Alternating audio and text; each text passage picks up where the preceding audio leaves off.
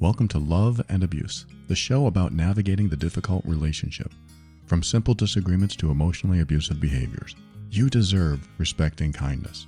All the information on this show is meant for educational purposes only. Always seek a professional for your mental health and well-being, and always pick your battles wisely. I'm your host, Paul Coliani.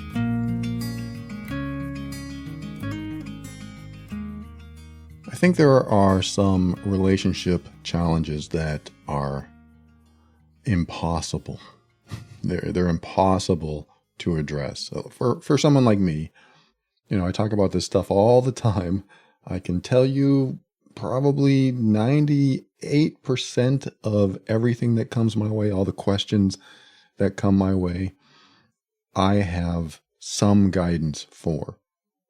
But then there are questions that come my way that it's not that I don't have guidance, it's just that I don't have very good news.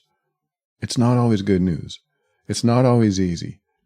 There might be difficulties that when you make a decision, or even making the decision, it will be a huge challenge. I don't believe anything out there is insurmountable, meaning I think that you can overcome almost any challenge that comes your way. It's just that it won't turn out exactly the way you want it to, but you will have that challenge behind you when it comes and you decide to overcome it, or you have an opportunity to overcome it. And when you overcome it, then you can look back and say, oh, holy cow, I didn't think I was going to make it through that, but I did. And I lost a good part of myself. I lost other things along the way, but here I am today.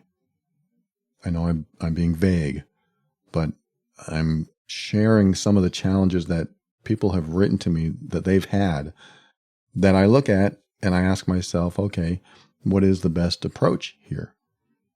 For example, somebody writes to me and says, I'm in an abusive relationship and I have no money, I have no family, I'm completely isolated, and this person is hurting me every day. What do I do? That is such an impossible question. I'm not saying the solution is impossible. I'm saying it's an impossible question, because what are the factors that someone like me might have to consider, someone like you might have to consider if you're in that situation, or if you're friends with somebody in that situation? What are the factors that you have to consider? It's interesting. I just had this conversation with family where he said, why don't they just leave? Why don't they just leave the abusive person? I would if I were them, he said. And I said, it's not always easy. And in fact, it's probably never easy to leave an abusive person. There are so many things that are wrapped up in the relationship, including the emotional aspect and finances and children and house and business. But coming back to the emotional aspect is tough, because if you've been made to believe that you can't do anything on your own, or you're worthless, or you don't have enough resources or enough friends, or you're convinced that you're unworthy of love and affection, and the only place you can get it is from the person who's abusing you. And so one can go through this emotional conditioning so that they feel powerless, so that when they need to make a decision that is empowering to them, they may not feel they have the energy or the resources or even the trust in themselves to make a good, sound decision that brings them into a better space. And if you're in that space, it's harder to make good decisions for yourself, because you're not coming from a solid foundation. You're coming from a very broken one sometimes, or no foundation at all, because somebody has torn it apart. And now you are just relying on day-to-day spurts of survival energy, and going through that day-to-day, trying to get to the next hour, to the next day, can be difficult. And I know this is not necessarily a motivating thing to hear. It's not what you want to hear if you're in that kind of relationship or situation. But I'm sharing this because it's a reality for many people. And I do get these messages from people in those situations and relationships that I sit here wondering what is the best way forward for them. So I'm just sharing this to kind of highlight that there are messages and questions that I receive that are so difficult for me to answer and give guidance on, not because I don't have a way forward, but I think that the message that I give might be so hard to follow through on. The guidance I give might be so hard to follow through on that it will also feel defeating. It's like somebody saying, hey, just leave. It feels defeating because what does that mean? How do I do it? That's what I'm trying to figure out, if you're trying to leave a relationship, but you can't because of all these tethers to you, to your emotions, to your finances, to your commitments, to your obligations, to your responsibility, all these tethers that you have in your life because of this other person or whatever situation you're in. And so it can be difficult for somebody to come along and say, hey, just leave, and then you'll be free of it because you have so many tethers connected to you, and how you disconnect each one. And that's why I kind of like the one step at a time. I mean, I very much like that one step at a time process. I think one of the most important first steps, or at least one of the first steps, is to find empowerment where you can. And sometimes the first step to empowerment is to accept that things won't change. Now that sucks. That sucks to hear. But that is an empowering belief and philosophy to have. Things won't change. Therefore, what? That's the next step. That's the next thought that comes to mind. For example, since things won't change, I need to blank. Or since I know things won't change, since this is how it will be from this point on, that leaves me no choice but to blank. And that leaves me no choice but to sit here and take it. I hope that's not the answer, but that's what some people conclude. That's what they think that's what they need to do. Since I know it won't change, I will sit here and take it because there's nothing I can do. That is a default where some people will go, and that is what we need to break out of. We need to break out of, since I know this won't change, I can do nothing about it. We need to change the last part of that comment or that statement. Since I know it won't change, I need to do this instead. That gives us forward progress. That gives us some sort of momentum. That gives us a tiny bit of empowerment. Since I know things won't change, I need to do what instead? Well, I know I need to stop hoping they'll change, because when we get stuck in hoping, we find ourselves being hopeful for months and years. And if you stay in a hopeful position for years that someone will change so that you'll be in a better place because they've changed, you keep yourself stuck. I don't mean to put that on you, but I want to take away things that disempower you. So if you look at someone and you think, they're keeping me stuck, that's disempowering. But if you say, well, I know they won't change and that's who they are, so I need to do something for myself, that's empowering. When you put your future in someone else's hands, in order for your future to change, they need to change, that's when you become disempowered. Because what happens if they never change? You never get the future that you want. You never go in the direction that you want to go. The relationship stays stagnant, and hope keeps you there. So I want to make sure that you're not disempowering yourself by waiting for someone else to do the thing that you want them to do so that your life will change. If you're waiting for someone to change so that your life will change, that is disempowering. I'm not saying you're wrong. I'm not trying to shame you for it. I'm just saying, if you want empowerment, don't rely on someone else to change so that your future is better, or that your relationship improves, or that you're happier.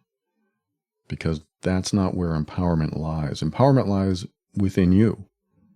You become disempowered when you wait for the world to change for you.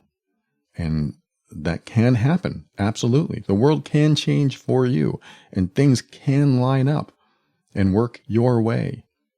In fact, I have a whole program, Healed Being, that helps emotionally abusive people heal and change.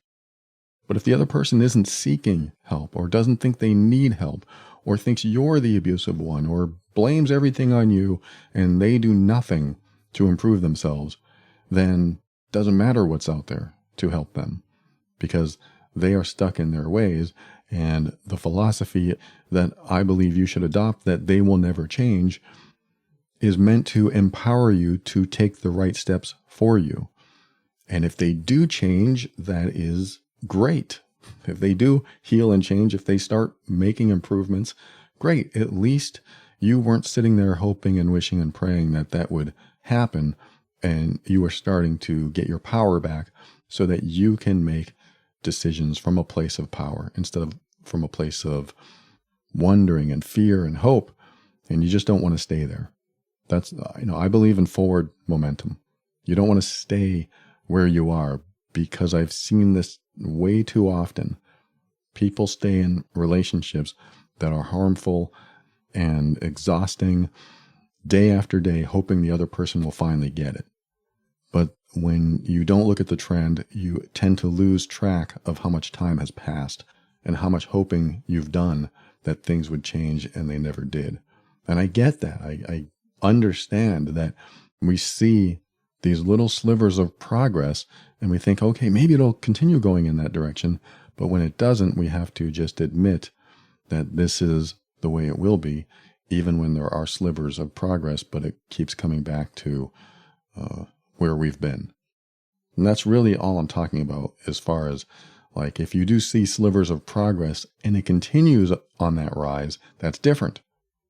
But if you see slivers of progress and then it reverts back to where it was, and now you're in that same stagnant place, that's when you just have to admit this is the way it will be. And so, again, that sucks. It sucks to admit that. It sucks because it feels defeating.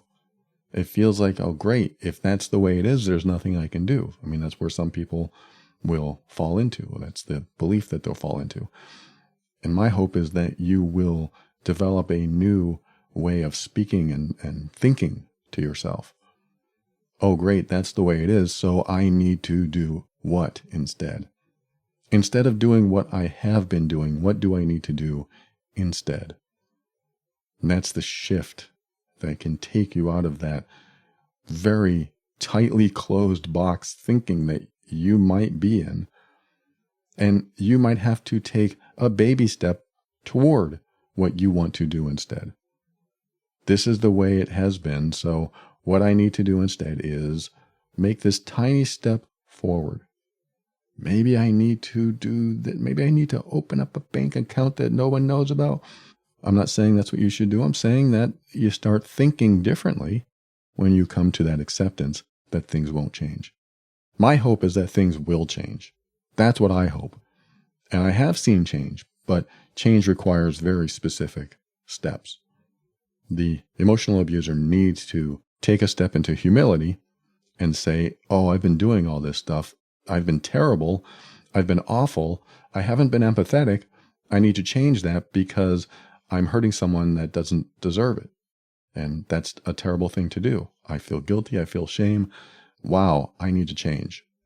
And when they step into that, then maybe change is possible. I've seen it many times. It is possible, but they have to get into that space of humility and even guilt and shame, and it has to be real. Meaning they can't say, oh, I feel bad, I'll stop doing that. Yes, and now they're a different person. Now you barely recognize them because they're finally taking responsibility for their behaviors, and they're finally taking responsibility for how they've made you feel all this time. They finally realize that they are the problem, and the person that they've been making the problem is not. I mean, not usually. Sometimes it happens on both sides, yes. But in most cases, most people that listen to this show, they have a problem in a relationship, and that problem is the person who believes they're not the problem. And so what happens is you have an abusive person who doesn't believe they're the problem, and then you have the victim of the abuse who says, I must be the problem, so let me change. Or I don't want a problem, so I'll change, or I'll adapt, or I'll accommodate, or I'll submit. And then that's how the cycle continues, because the abusive person doesn't want to change because they don't believe they're wrong. And that is the unfortunate primary thought in an emotionally abusive person or any abusive person. They believe that they're not wrong. And they take this belief with them into everything they do. They believe they're right about everything, at least when they're being awful. When someone is being awful repeatedly, doing bad behaviors repeatedly, it's usually because they honestly believe that they're right. And even if that were the case, even if they knew they were right, why do they have to be awful? Why does it have to go there? They don't have to be awful. They can choose to address things differently. But people who listen to this show don't usually get that kind of response or behavior. So they listen to this show, or they do their research. They try to figure out what's going on in their relationship so they can figure out how to handle what's going on in their relationship, what to do next.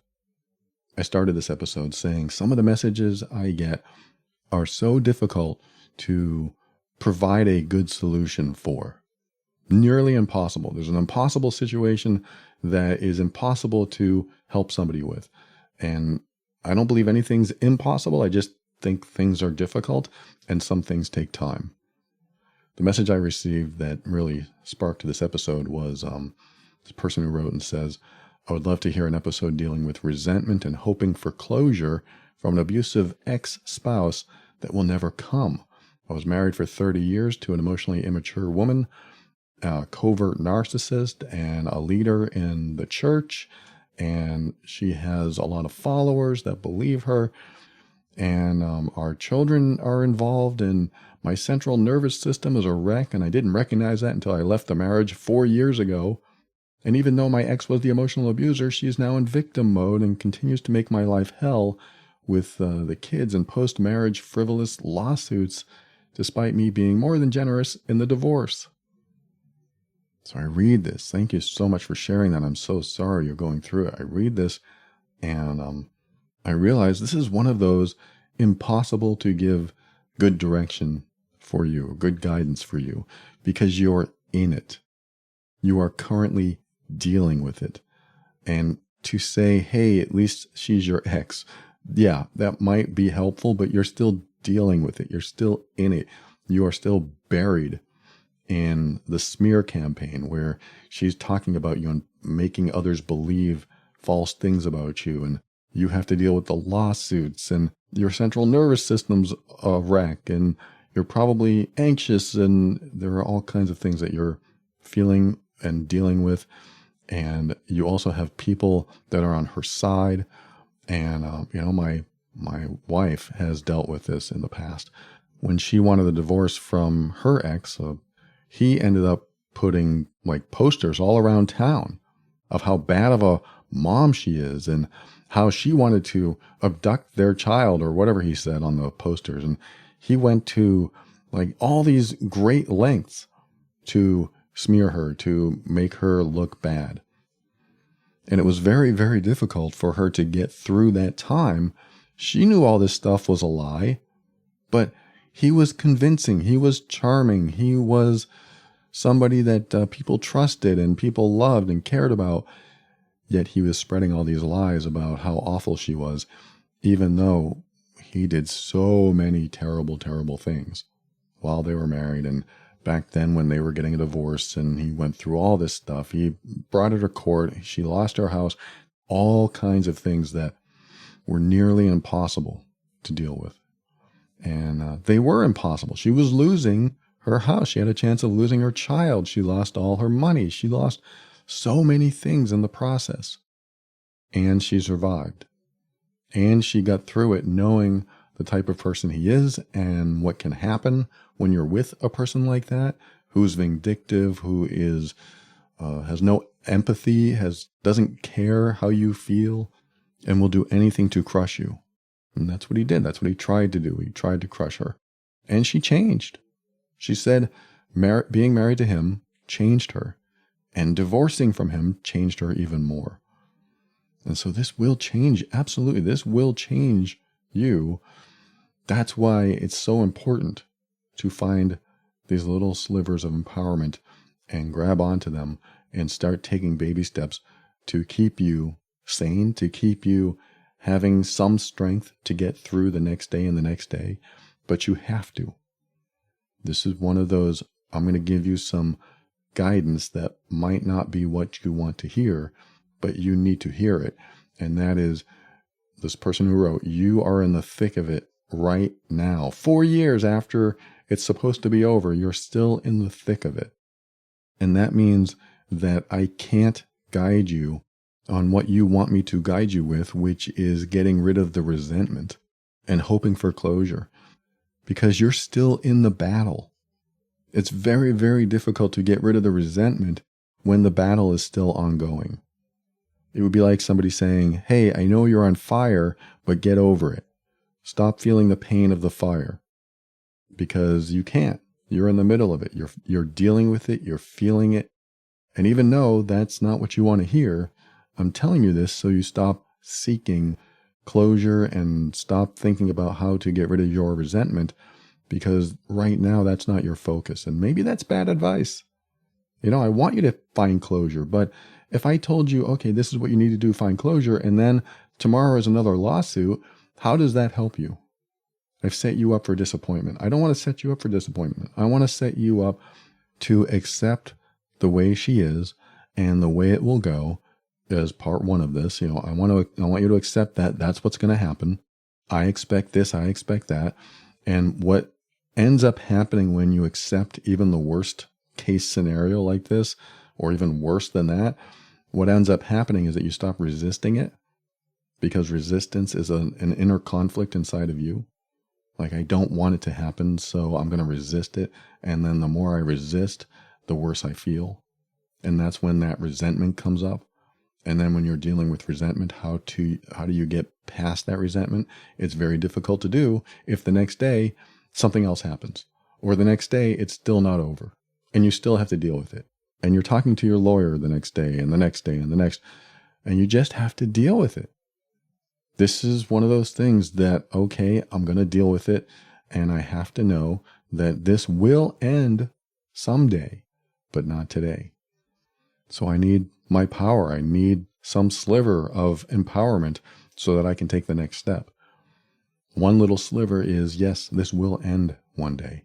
Another little sliver is that when you're no longer the target, her target, somebody else will be. I feel sorry for them.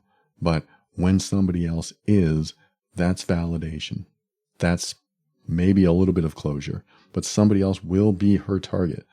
And again, I don't wish that upon anyone, but that's what happens, is that someone who targets you and makes you the bad guy, and you're the terrible abuser, and you this and you that, when you are no longer in their life and they have no one to feed off of, they find somebody else. And then that person will finally believe you. Oh, this is what you meant. That's kind of what happens, is that the abuser finds other people to abuse, and then they finally believe what you've been through. Doesn't really help you. I know it's not necessarily closure, but it does give you some sense of validation. And sometimes we don't get that for a while, which means today you may not feel it, but someday you will.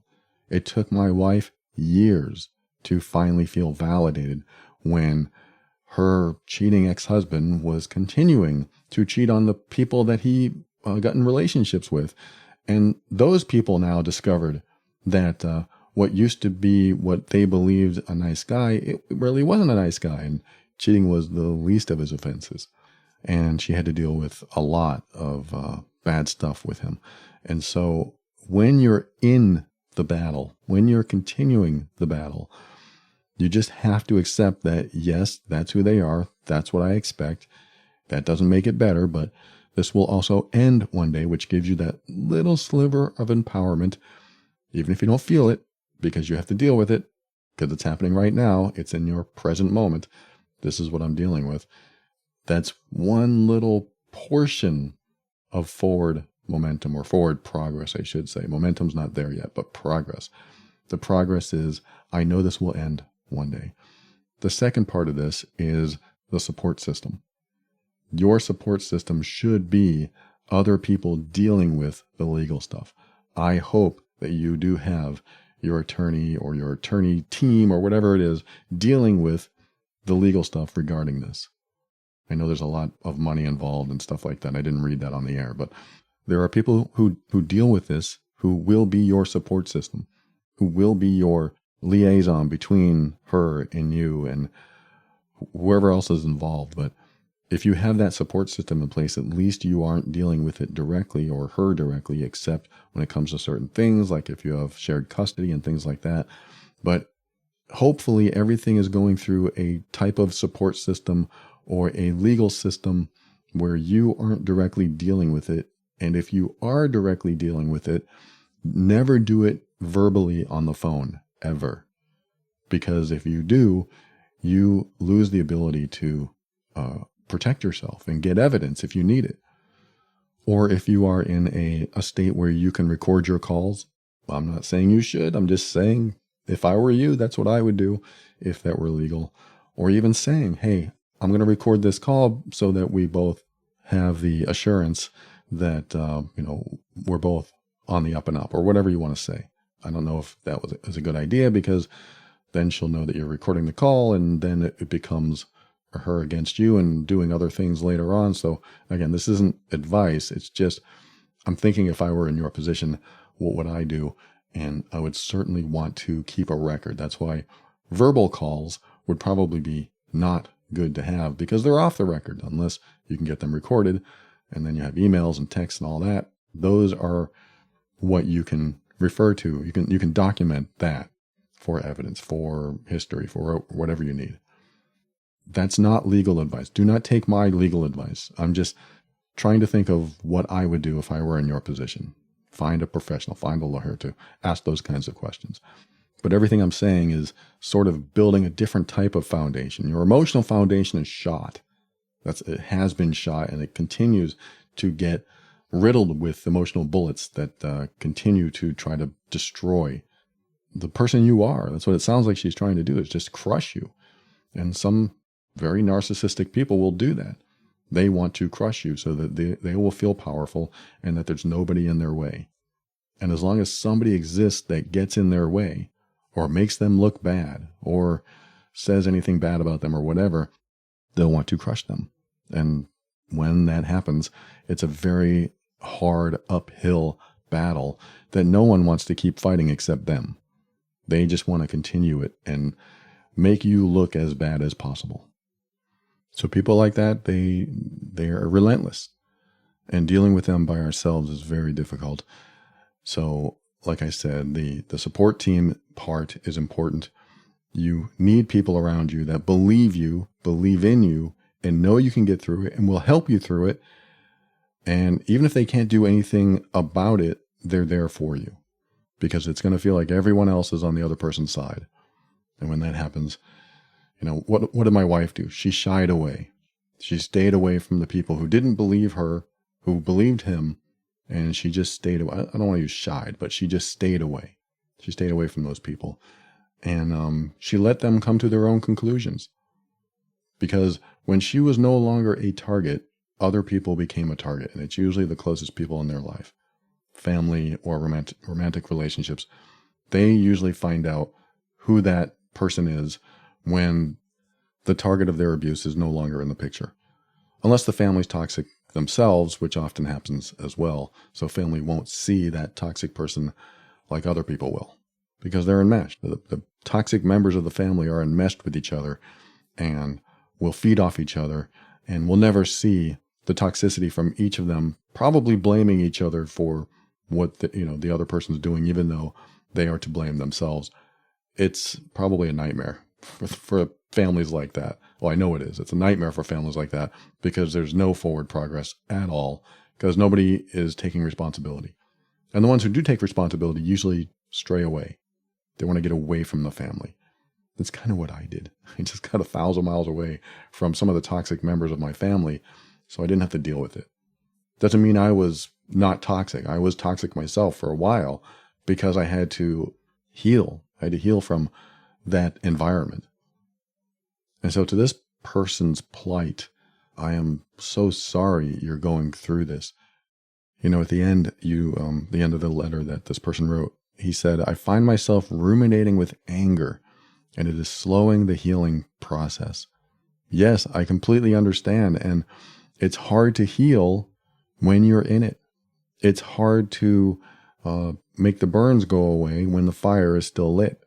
That's exactly what's happening here, is you're still in it. That doesn't mean you can't heal in small ways. But the act of healing does take time when you're in the middle of it all. But knowing that you're in the middle of it all and understanding that there will be loss, there will be pain, there will be much difficulty moving forward can help. I'm not saying it will. I'm not giving you any optimism that isn't real. I'm saying it can help to know that this is the way it is. And I'm going to continue forward knowing that this is the way it is, knowing that I can't change things, and I'm going to do my best to continue surviving, to continue pushing through this with my support team, and knowing that things will eventually stop. These things will stop. So I might stay angry. I might not be healing, but I will push through this, and there will be an end. And yes, the act of pushing through it and the act of accepting that this is how it is and I'm just going to have to continue moving forward no matter what it takes is also part of healing. It may be way in the background, but it is also part of healing because it builds resilience. And I don't mean against toxic or harmful behaviors. It builds resilience to build your strength for whatever comes afterward.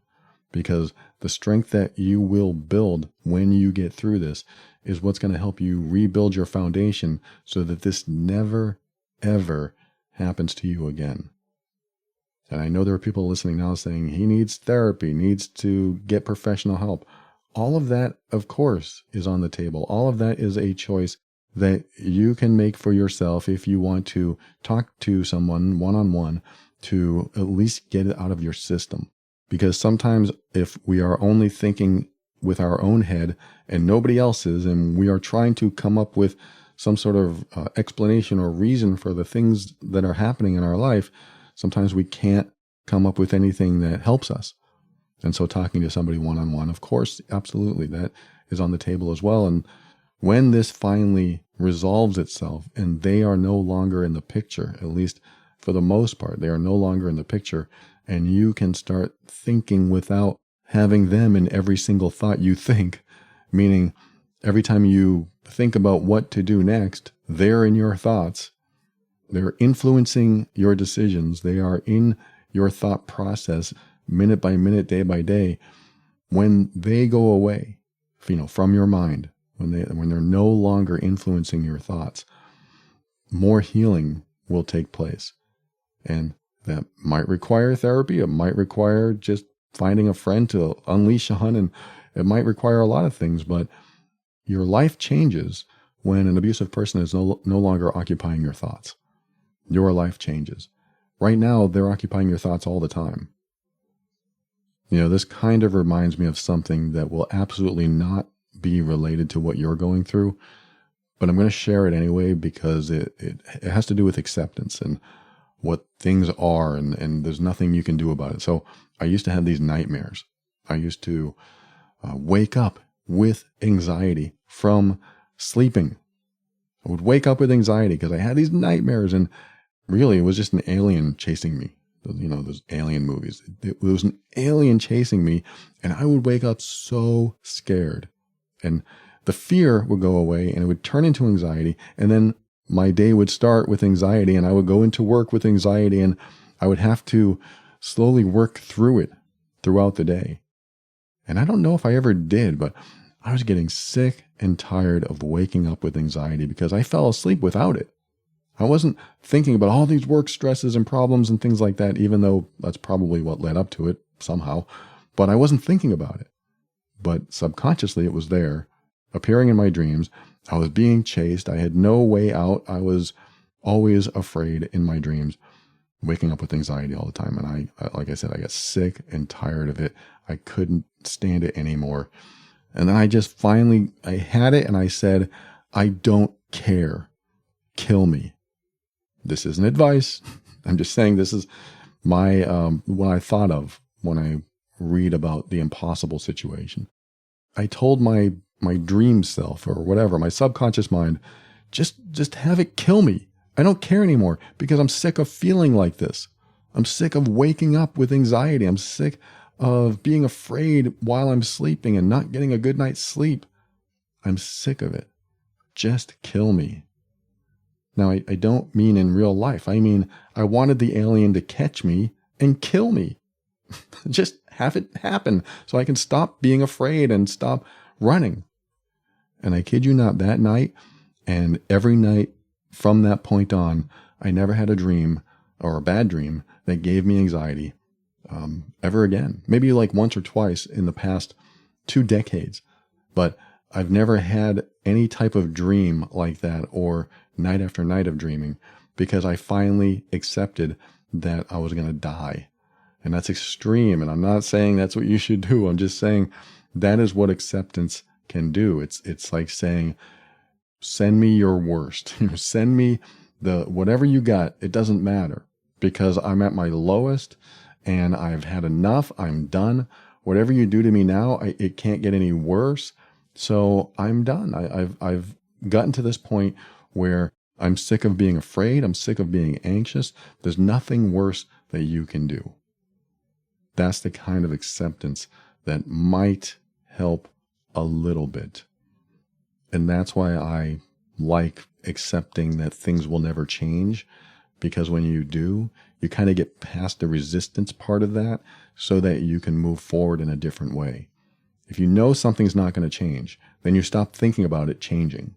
You stop thinking and hoping and wishing and praying that things will be different. And then you can start putting your mind toward what else you can do. What else can I do if things won't change? What else can I focus on? And in this particular person's case, I'm not saying bring your worst. I'm not saying that you should just say, I don't care what you do to me. I'm not saying that at all. I'm saying there's a point where you feel so crushed and defeated that there's nothing more that could possibly happen that could push you further even down, even though there is. But when you feel that level of defeat and there's nowhere else to go downward, then the next step is either on the same level or up. And when we are resisting what is and hoping things will change, then we feel like we can push ourselves down, making us feel even worse. Even though things really haven't changed, they've always been bad, but we can feel worse when we start hoping and wishing and praying that things will be different. And again, this is so hard to tell you because it's not necessarily good news. It's not necessarily a way out. It's not a magic pill. It's just a perspective change. And that perspective change can help. Maybe it won't. Maybe you should stay angry. Maybe that is your fuel. Or maybe not. I don't know you at all. I don't know how you handle all this kind of stuff. But from what you've written, it sounds like you don't want to feel angry. You don't want to feel resentful. You don't want to feel all these things. And so how can we shift that into something else that's more productive, that gives you a sliver of empowerment so that you can move forward and feel better inside yourself, even a little bit, even subconsciously. Because when we're in the middle of the battle, it's very difficult to change our emotions about it. But we can change our perspective about it, which can shift how we utilize our emotions, for example. Some people use anger for their motivation. And some people will not want to be angry because it makes them feel bad and they just want to get past it. And so it just depends on how you handle these things. And if you are in that space where you feel completely defeated, it totally makes sense why you can't heal, why you can't get past the resentment and the anger. Totally makes sense. And you are allowed to feel all these things.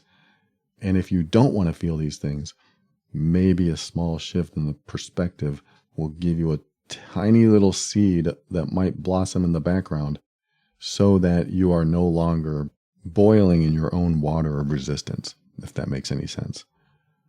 And another thing you have to watch out for, and this is important, is that your ex is probably looking for very specific emotional responses from you. That's why gray rock is so important sometimes, is that narcissists, emotional abusers, all of the abusive people, they need to read your emotional state so they know how to put you down and keep you down. So if you're showing sadness when they do something, that emotional state can feed them and reinforce that that's the direction they need to continue going. If she sees that you're angry and that makes her feel good, then she wants to try to evoke that anger again. She wants to pull that anger out of you and keep you in that angry state. And if you're in that angry state, then she feels she is winning. And if she feels she is winning, she's going to continue doing what makes you angry. So look at gray rock. Gray rock is your dull gray rock that has no emotional response. And that could be very difficult to do because you're going to feel emotional about these things. But the gray rock method is a way to blind the other person from your emotional state. Because if they know how to get you into a certain emotional state, they'll continue doing what puts you there. Just beware that the gray rock method is also a way to get them riled up even more, because they're going to try to rile you up. They're going to try to pull out the emotional states that they want from you. So just be aware that it could amplify things, but if you stay in that unaffected emotional state, they're not going to be able to read you. And them not being able to read you can give you a tiny bit of upper hand. So this is a difficult situation. I wish you the best through this. Stay strong. This will end. And you will become a different person, and this can be a very good thing because you will notice the signs that you maybe didn't notice before and be able to make decisions when you see those signs, and hopefully you don't see those signs ever again. And maybe you'll want to be single for a while and just try to figure out what works for you and what a healthy relationship is supposed to look like. And I'm not saying that you didn't know that before, but it can be healing to just kind of prepare yourself for any future relationship, just to make sure that it doesn't go down this road again so hard. This is a very difficult topic. It's very difficult to deal with somebody who is just relentless and wants to keep you feeling completely powerless and making you feel like you are worth nothing. And I'm here to tell you the complete opposite is true. You are worth everything, and you are worth fighting for, and you are worth standing up for yourself and respecting yourself and demanding respect from others, because you have earned it. You deserve it. You don't deserve to be treated with anything less than respect and kindness.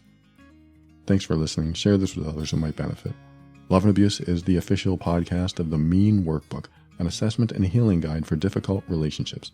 The workbook contains a 200-point assessment to tell you exactly what's causing you to leave so many interactions feeling bad. Gain clarity on your relationship today. Visit loveandabuse.com for more information.